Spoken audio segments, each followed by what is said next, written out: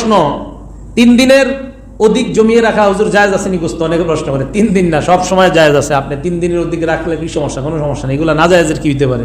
জায়েজ আছে, কোনো সমস্যা নেই। ওজন করে বন্টন করলে যদি না করে অনুমান করে করে তাহলে জায়েজ আছে কিনা? না, অনুমান করা জায়েজ নাই, ওজনই করতে হবে, পূর্ণ ওজন।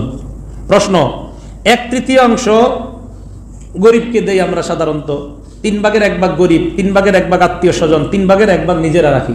তো এক্ষেত্রে প্রশ্ন হলো, 3 ভাগের কোনো ভাগ যদি আমি কাউকে না দিয়ে নিজে রাখি, জায়েজ আছে কিনা? জায়েজ আছে, কৃপণতার পরিচয়। হ্যাঁ, জায়েজ আছে, কৃপণতার পরিচয়, জায়েজ আছে। এটা আপনি খাইতে পারেন, কোনো গরিবকেও দিতে পারেন, যদি না দেন সমস্যা নেই, আত্মীয় স্বজনকে না দেন সমস্যা নেই। আপনি যেহেতু এরকম অভ্যাস না দিয়া খাওয়া, তো আপনি রাখেন, নিজে খান, কোনো সমস্যা নেই, সেটা জায়েজ আছে। হ্যাঁ। প্রশ্ন, গোস্ত চর্বি ইত্যাদি বিক্রি করা জায়েজ আছে কিনা? জি না, জায়েজ নাই, গোস্ত চর্বি ইত্যাদি বিক্রি করা জায়েজ নাই। হ্যাঁ, টোকাইরা যদি টোকাইগিরি করতে এসে দেহে চর্বি পায়, ওই চর্বি ইত্যাদি টোকাই বিক্রি করতে পারে, কিন্তু আপনি ইত্যাদি এগুলো বিক্রি করতে পারবেন না।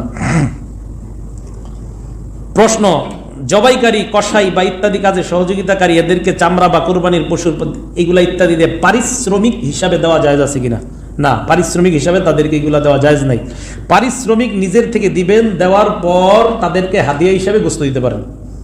পারিশ্রমিক নিজে থেকে দিবেন, জবাইয়ের পারিশ্রমিক অথবা কসাই কাজ করছে, এটা নিজে থেকে আগে দিবেন, আগে বলবেন এটা তোমার পারিশ্রমিক, গোস্ত দিয়া বলবেন এটা তোমার হাদিয়া, আমার পক্ষ থেকে দিলাম।